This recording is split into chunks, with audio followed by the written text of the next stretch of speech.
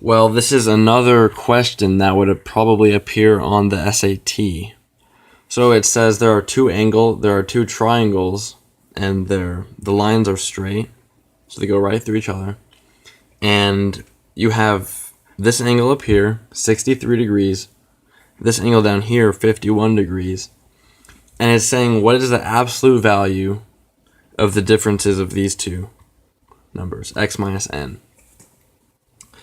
Alright, well, one thing we know about this triangle, since these lines are straight, oops, I'll just get that later. Since these lines are straight, these angles are equal. So we also know that the three angles of each triangle add up to 180 degrees. So now that we know that, we can call this angle, let's say A, angle A. So now we know that A, from right there, plus X plus 63 degrees is equal to 180 degrees. And that's from this triangle up here. And we also know that from this triangle down here, A plus N plus 51 degrees is equal to 180 degrees. Alright, so here's what we do now. Now that we have these two equations, we set the bottom one, set the whole thing negative, because then you can just add through. And watch what it does. It's actually quite helpful. It turns this whole thing into A from this minus A, so those two will cancel, plus X from right here, minus N. I'm sort of just doing those two, because they line up better than just straight across. So plus X minus N plus 63 from up there minus 51, which is equal to 180 minus 180. So that just cancels itself out. So I'm going to cross out all the numbers that cancel. Those two cancel. Those two cancel. So let's rewrite our new equation. X minus N plus 8 is equal to 0.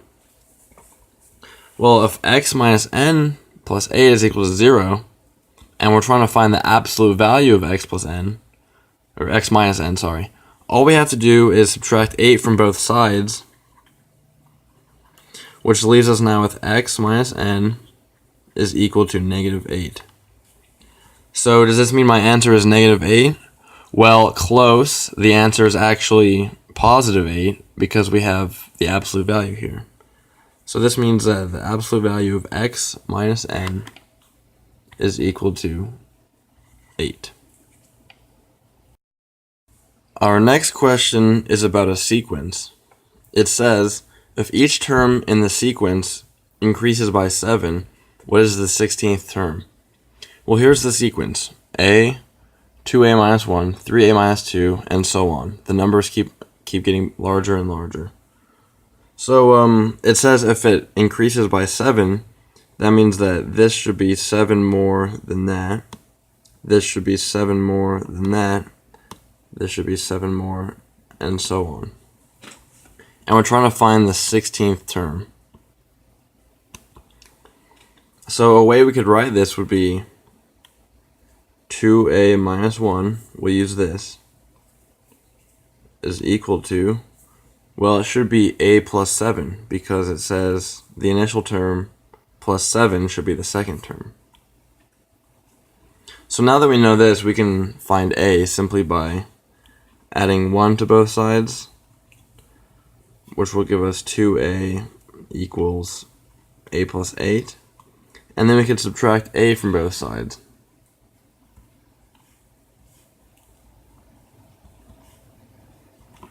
So now we have a equals 8.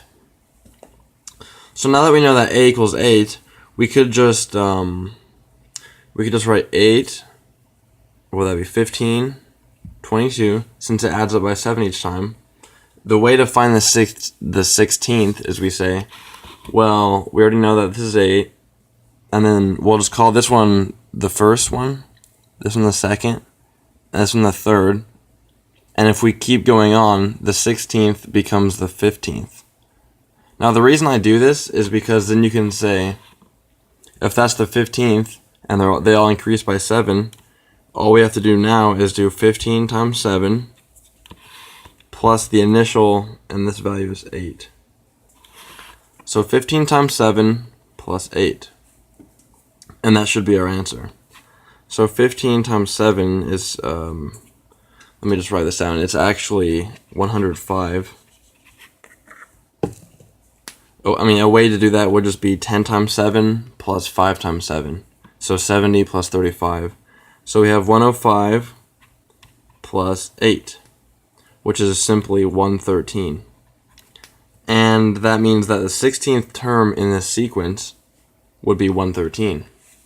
Thank you for watching this video. I hope this helped. Please feel free to comment or message me on YouTube. Thank you very much for watching.